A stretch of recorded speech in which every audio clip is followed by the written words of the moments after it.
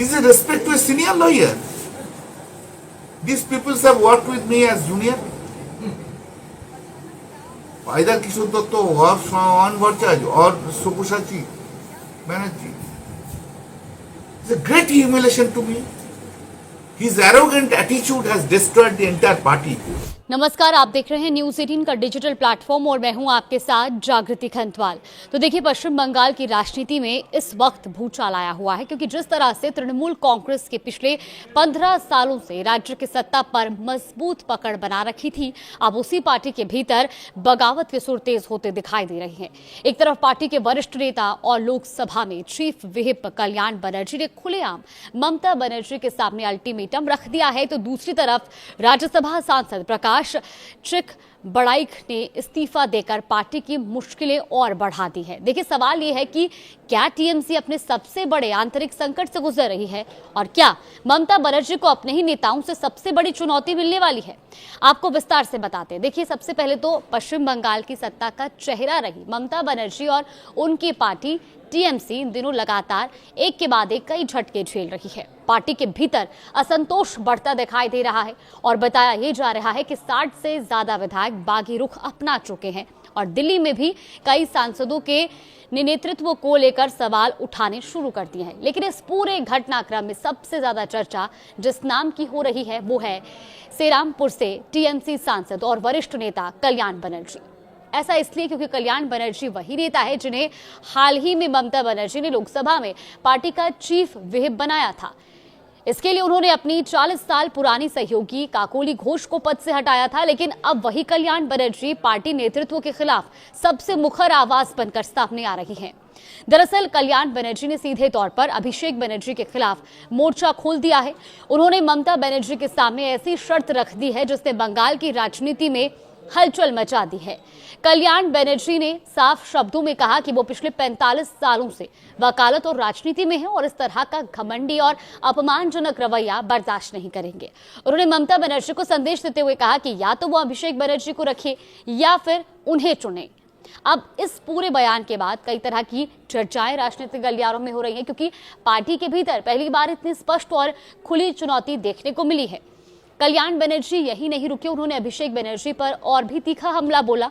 उनका कहना है कि अभिषेक बनर्जी के लिए पार्टी और राजनीति में खेल लगभग खत्म हो चुका है, लेकिन इसके बावजूद उनका अहंकार कम नहीं हुआ।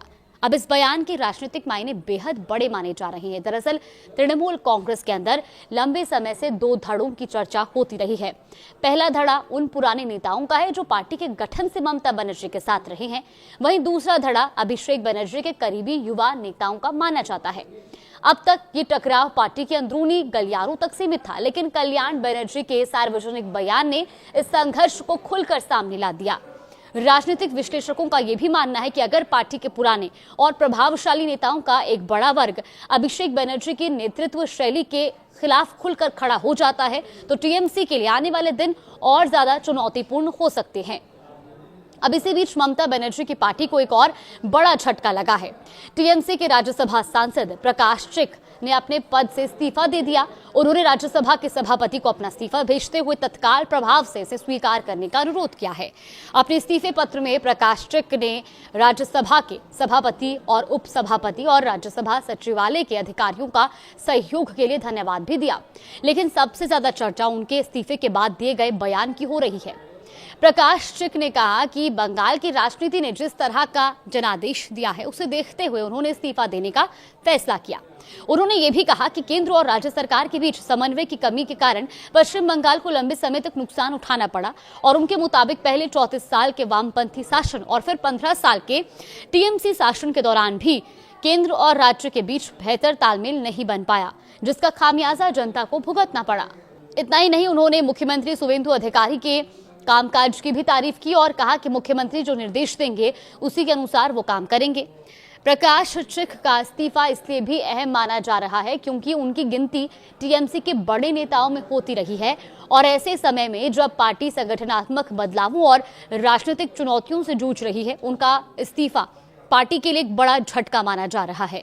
एक तरफ वरिष्ठ सांसद कल्याण बनर्जी नेतृत्व पर सवाल उठा रहा है, दूसरी तरफ राज्यसभा सांसद प्रकाश सिंह पार्टी छोड़ चुके हैं और ऐसे में विपक्ष को टीएमसी पर हमला करने का नया मौका भी मिल गया है।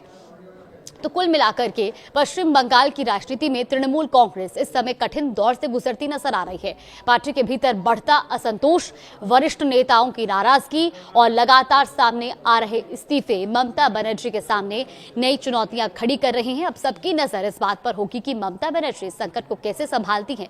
क्या वो पार्टी के पुराने और नए नेतृत्व के बीच संतुलन बना पाएंगी या फिर यह अंदरूनी कलह आने वाले समय में टीएमसी के लिए बड़ी राजनीतिक मुश्किल बन जाएगी। फिलहाल इतना तय है कि बंगाल की राजनीति में शुरू हुई यह हलचल आने वाले दिनों में और भी बड़े घटनाक्रमों को जन्म दे सकती है। कुछ और अपडेट्स आएगा तो आप तक जरूर साझा करेंगे।